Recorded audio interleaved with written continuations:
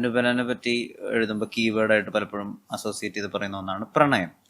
അനുപനന്റെ personal ആയിട്ടുള്ള ചില വർത്തമാനങ്ങളിൽ മനസ്സിലാക്കിയിട്ടുള്ള ഒരു കാര്യം, അനുപനൻ ഏറ്റവും സ്വാധീനിച്ചിട്ടുള്ള പ്രണയങ്ങളിൽ ഒന്ന് അത് മുല്ലശ്ശേരി രാജു ചേട്ടന്റെയും ബേബി ചേച്ചിയുടെയും പ്രണയമാണെന്നാണ്. എന്താ ആ പ്രണയം മാത്രം അത്രയധികം സ്വാധീനിക്കാനുള്ള? അല്ല, ഈ നമ്മൾ ഈ കോമൺ പാർലൻസില് പ്രണയം എന്ന് പറയുന്നത് അതൊരു വേർഡ് മാത്രം ആയിട്ട് എടുക്കുമ്പോൾ എനിക്ക് I have differences to it. Because ഞാൻ കാണുന്ന അതിനെ ആ വാക്കാണ് നമ്മൾ ഉദ്ദേശിക്കുന്നതെങ്കിൽ, ലവ് എന്ന് പറയുന്ന ആ വാക്കാണ് ഉദ്ദേശിക്കുന്നതെങ്കിൽ, അതൊരു സമ്പൂർണമായ കമ്മ്യൂണിക്കേഷനിൽ മാത്രം സംഭവിക്കുന്ന കാര്യമാണ്. മുല്ലശ്ശേരി ബേബിജിയുടെയും രാജുവേട്ടന്റെയും ബന്ധം എന്ന് പറയുന്നത് 20 years ബെഡ്റിഡനായി കിടക്കുന്ന ഒരാളുമായി she was completely in communication every time. ആ കട്ടിലിന്റെ തുമ്പത്ത് ചെന്നിരുന്ന് വഴക്ക് കൂടാനും പരിഭവം പറയാനും സ്നേഹിക്കാനും ഒക്കെ കഴിയുന്ന ഒരു ഭയങ്കര ബ്യൂട്ടി ഉണ്ട് ആ ബന്ധത്തിന്, which is no mean task.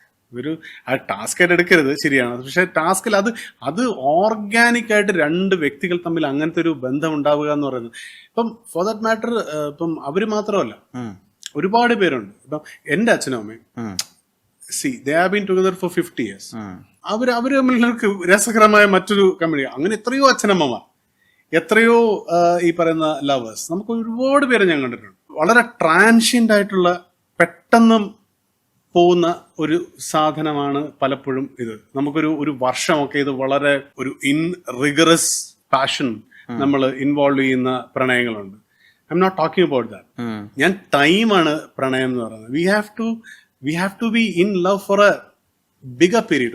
ഒരു ഇൻഫിനിറ്റ് എന്ന് ഞാൻ പറയില്ല, പക്ഷെ ആ പീരീഡ് ബ്യൂട്ടിഫുൾ അല്ലേ? ഇവരെല്ലാം may be your father and mother, may be സുമേഷിന്റെ അച്ഛനും അമ്മയും, അല്ലെങ്കിൽ സുമേഷിന്റെ ബ്രദറും സിസ്റ്ററും, ഇങ്ങനെ ഒരുപാട് ബന്ധങ്ങളുണ്ട് which stands the test of time. ഈ ടൈമിനെ അതിജീവിക്കാൻ കഴിയുക, സമയത്തിനെ, ബോറടിയെ, അങ്ങോട്ടും ഇങ്ങോട്ടുള്ള വിഷയങ്ങളെ അതിജീവിച്ച് വീണ്ടും if you can bring in that soulful communication even in your final days, that's beautiful. അത് എനിക്ക് 50 years ഒക്കെ ഒരുമിച്ച് ജീവിച്ച ആനിവേഴ്സറി ഒക്കെ ആക്കുന്ന ആൾക്കാരൊക്കെ ഭയങ്കര രസമുള്ള കാര്യങ്ങളല്ലേ. മറ്റേതുണ്ട്, വളരെ തീവ്രമായ പ്രണയങ്ങളുണ്ട് വിച്ച് ഫിസിൽസ് ഔട്ട് ഇൻ 6 months അല്ലേ. ഈ അടുത്ത കാലത്തൊരു സിനിമ ഉണ്ട്, ഞാൻ ഒരു അസമീസ് പടമാണെന്നാണ് തോന്നുന്നത്, കണ്ടു. ആ പടം അപ്പൊ അത് ആലോചിച്ചപ്പോ ഇത് നമ്മുടെ എഴുതണ പോലത്തെ ഒരു പരിപാടിയല്ലേ. പക്ഷെ എനിക്കതിലെ വയലൻസ് ഞാൻ എഴുതില്ല, എനിക്കത്. പക്ഷെ അത് വയലൻസ് അല്ല, അതായത് ബ്യൂട്ടി അതാണ്. അത് ഈ പറയുന്ന അവരുടെ ബ്രെയിൻ വയറാവുന്നത് ആ ഒരു ഇഷ്ടത്തിലാ.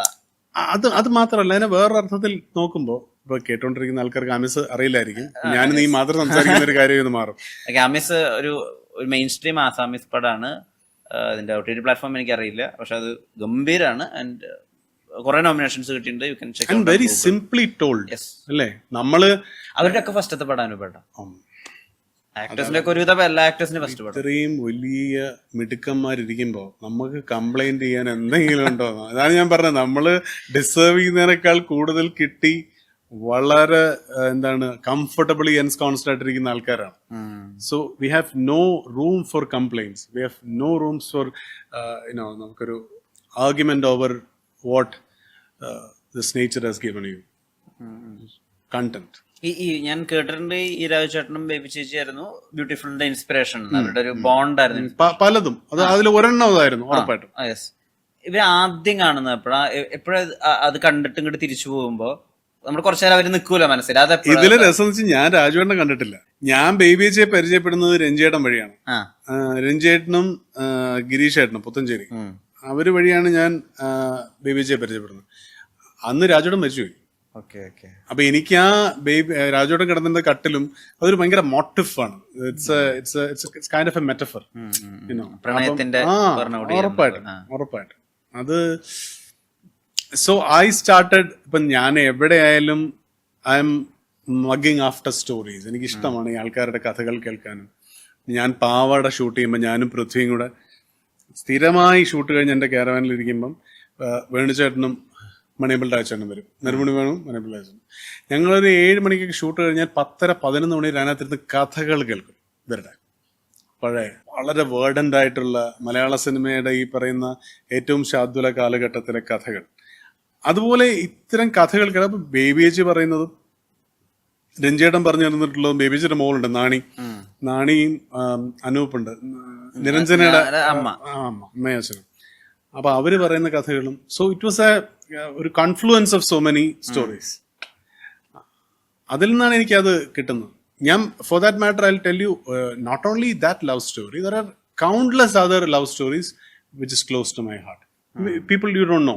ഇപ്പം ബേബി ചേച്ചിയുടെയും ഒക്കെ പറയുന്ന വെച്ചാൽ നിങ്ങൾക്ക് അറിയാവുന്നതായിരുന്നു. ഒരുപാട് പേരുണ്ട് ഞങ്ങളുടെ ഫാമിലിയിൽ, എൻ്റെ വൈഫിന്റെ ഫാമിലിയിലൊക്കെയുള്ള ഒരുപാട് പേര്. അവരുടെ രസമുള്ള കാര്യമാണ്. ഞാൻ there is one other couple, താമ്പിച്ചാച്ചൻ ഗീരമ്മായി എന്ന് പറഞ്ഞിട്ട് കോലഞ്ചേരിയുള്ള, അവർ 2 മക്കളും അമേരിക്കയിലും ബാംഗ്ലൂരും ഒക്കെയാണ്.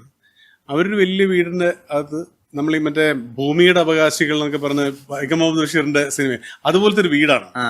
അതിനകത്ത് പാമ്പുകളുണ്ട്, മറ്റേ പല പല ഇഴജന്തുക്കളുണ്ട്. അവരെയൊക്കെ ഒരു കോ എക്സിസ്റ്റൻസിൽ ഇവർ രണ്ടുപേരും കൊണ്ടുപോകുന്ന ഇതുണ്ട്.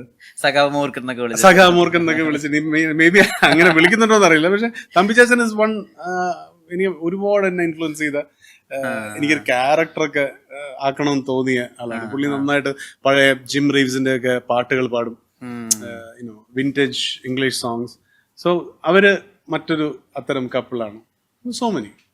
രഞ്ജേട്ടനായിട്ടുള്ളൊരു അസോസിയേഷൻ അതെടുത്ത് പറയേണ്ട ഒന്നാണ് ലൈഫിൽ.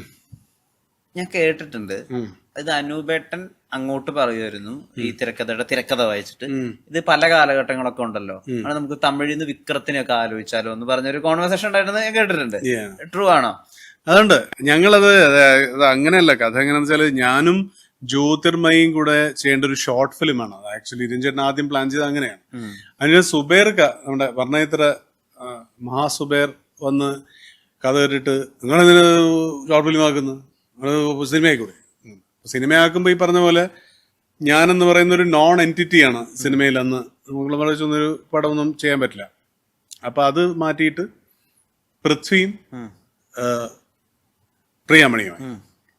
അപ്പൊ അതിനിടയ്ക്ക് എന്നിട്ട് I was suppose to do Akbar അഹമ്മദിന്റെ ക്യാരക്ടർ, ആ ഡയറക്ടർ. അങ്ങനെ ആയത്. അങ്ങനെ ഞങ്ങള് തിരക്കഥ ഇങ്ങനെ എഴുതുന്നു.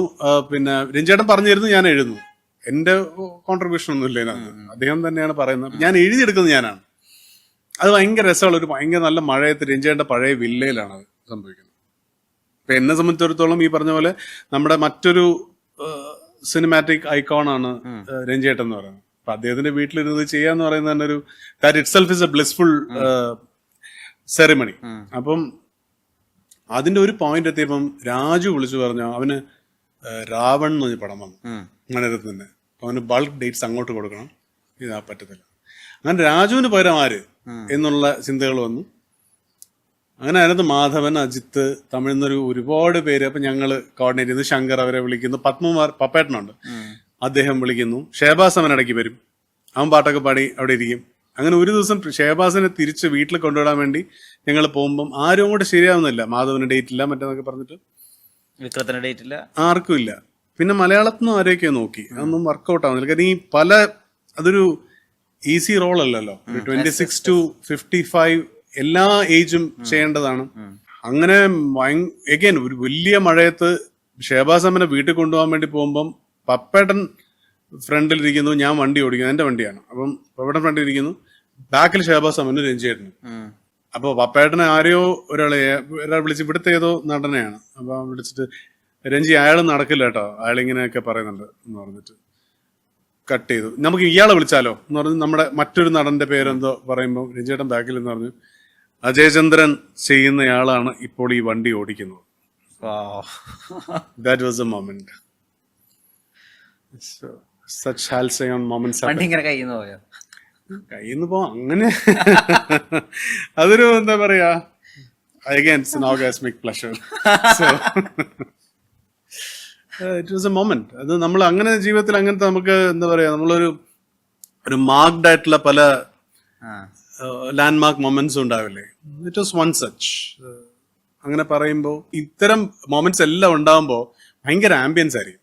ആരൊക്കെ കൂടെ, ഷേബാസ് അമ്മൻ ബാക്കില്, മഴ, ഈ അപ്പുറത്ത് കണ്ണു കാണാൻ പറ്റാത്ത ഒരു റോഡ്, അങ്ങനെയൊക്കെയുള്ള ആ ഫ്ലാഷസ് ആണ് ഇപ്പം മനസ്സിലേക്ക് വരുന്നത്.